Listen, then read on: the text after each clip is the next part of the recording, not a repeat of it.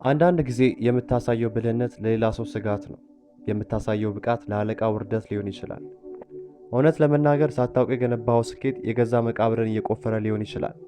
ምክንያቱም በስልጣን ዓለም ውስጥ አንድ የማይታጠፍ ጨካኝ ሕግ አለ።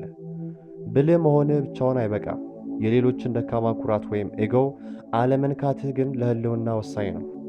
ዛሬ በሮበርት ግሪን 48ቱ የኃይል ሕጎች መጽሐፍ ውስጥ የመጀመሪያውና እጅግ አደገኛውን ሕግ እንመረምራለን። ጌታህን በጭራሽ ለመብለጥ አትሞክር። ይህ ሕግ ስለ ስነ ልቦና፣ ስለ ስልጣን ጥማትና ስለ ሰው ልጅ ደካማ ጎን የሚነግረው እውነት አለ። ለምን እንደሆነ ያውቃሉ? ምክንያቱም ትልቁ ስህተት ጎበዝ መሆን ሳይሆን ጎበዝ መሆንን ለተሳሳተ ሰው ማሳየትህ ነው። እንኳን ወደ ቻናላችን በሰላም መጣችሁ። ዛሬ የምነጋገረው ስለ ተራ የቢሮ ፖለቲካ አይደለም። የምንነጋገረው ከጥንት ነገስታት ጀምሮ እስከ ዛሬ የቴክኖሎጂ ኩባንያዎች ድረስ ስለሚሰራው የስልጣን ሚስጥር ነው። ኔቨር አውትሻይን ዘ ማስተር ሲባል ምን ማለት ነው? በቀጥታ ሲተረጎም ከበላይ ካለ ሰው በላይ አትታይ ማለት ነው። ይህ ሕግ የሚነግረን የበላዮቻችን፣ አለቆቻችን፣ መሪዎቻችን ወይም ተደማጭነት ያላቸው ሰዎች ምቾት እንዲሰማቸው ማድረግ እንዳለብን ነው። እነሱ ከኛ በላይ ብልህ፣ የተከበሩና ስልጣን ያላቸው እንዲሆኑ እንዲሰማችሁ ካላደረግን ሳናውቀው የጥቃታቸው ሰለባ እንሆናለን። በዚህ ቪዲዮ ውስጥ ይህ ሕግ በሳይንሳዊና በስነ ልቦና እይታ እንዴት እንደሚሰራ፣ ታሪካዊ ስህተቶችና ያስከተሉትን መዘዝ በዘመናዊ ስራና ህይወት ውስጥ እንዴት ተግባራዊ እንደምናደርገው እናያለን። እስከ መጨረሻው አብራችሁን ቆዩ። ምክንያቱም መጨረሻ ላይ የምነግራችሁ የብልህነት ስልት በስራ ቦታችሁ ያላችሁን ተቀባይነት ሙሉ በሙሉ ሊቀይረው ይችላል።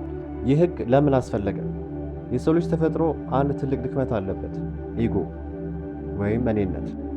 ማንኛውም ስልጣን ያለው ሰው ያ ስልጣን የሚገባው መሆኑን ለራሱም ለሌላውም ማረጋገጥ ይፈልጋል።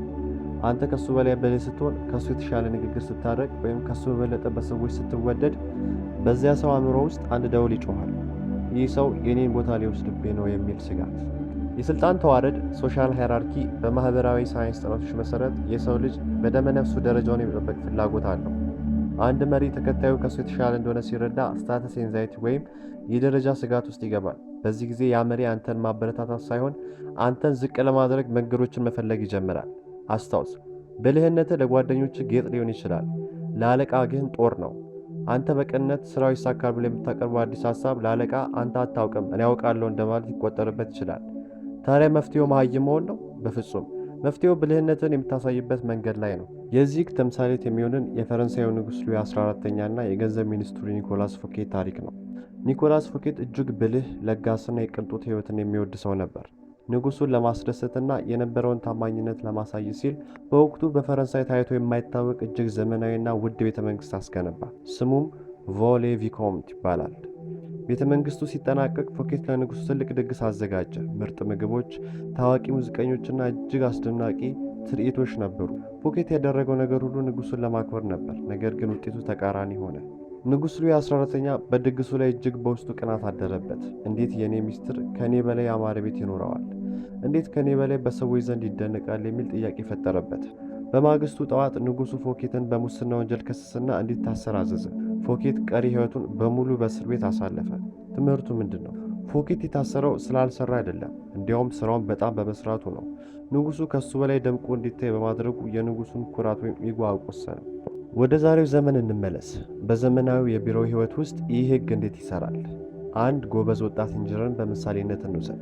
አዲስ ስራ እንደጀመረ ለአለቃ ያለውን ብቃት ለማሳየት ይጥራል። አለቃው ለዓመታት ሲጠቀምበት የነበረው ሲስተም ስህተት እንዳለበት ደርሶበታል።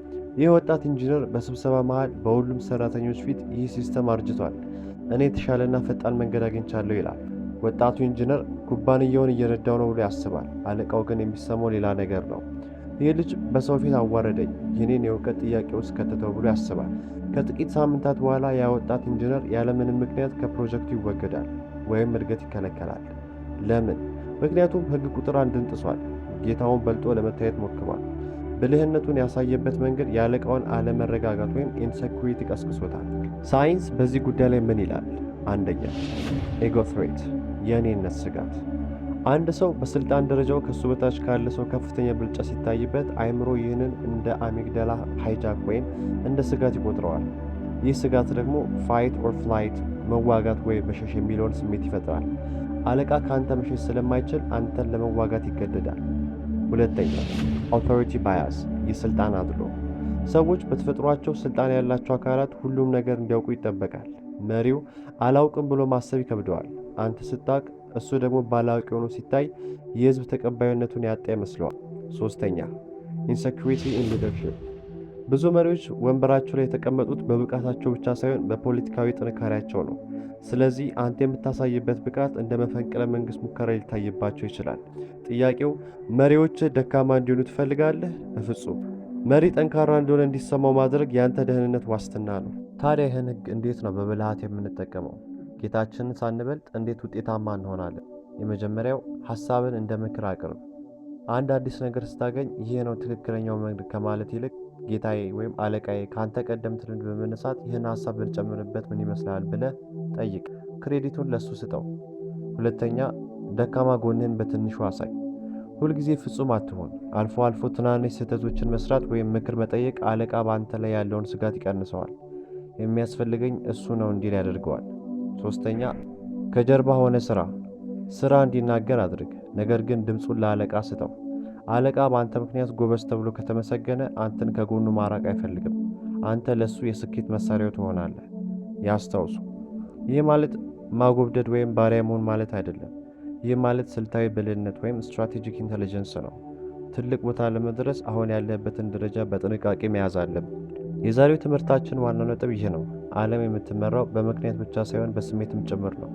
የሰው ልጅ ቅናት፣ ስጋት እና ኩራት መቼም ቢሆን አይጠፉም። እነዚህ ነገሮች ችላ ብለህ የምትጓዝ ከሆነ ምንም ያህል ብቁ ብትሆን መሰናክል ይገጥመሃል። ከላይ ያለውን ሰው እንደ ፀሐይ ቁጠረው። ፀሐይ ብርሃን ትሰጠናለች፣ ነገር ግን በጣም ከተጠጋት ታቃጥልሃለች። ብልህነትን እንደ ጨረቃ አድርገው። የፀሐይን ብርሃን አንጸባራቂ እንጂ ፀሐይን ለመሸፈን አትሞክርም። ለራሳችሁ ይህን ጥያቄ ጠይቁ። በስራ ቦታዬ ወይም በህይወቴ ሳላውቀው የአንድን ሰው ኢጎ እየጎዳው ይሆን? ይህ ቪዲዮ ጠቃሚ ሆኖ ካገኛችሁት ሰብስክራይብ በማድረግ ቤተሰብ ይሁኑ። የሚቀጥለውን ሁለተኛ ህግ እንዳያመልጡ የደወል ምልክቱን ይጫኑ። በአስተያየት መስጫው ላይ ደግሞ የእናንተን ተሞክሮ አካፍሉ። ጌታውን ለመምረጥ ሞክሮ የተቃጠለ ሰው ያውቃሉ ወይስ ይህ ህግ ስህተት ነው ብሎ ያስባሉ? ውይይቱን ከታች እንቀጥልበት። ስለተከታተላችሁኝ አመሰግናለሁ። በሚቀጥለው ቪዲዮ እስክንገናኝ በጥበብና በስልጣን ኑሩ።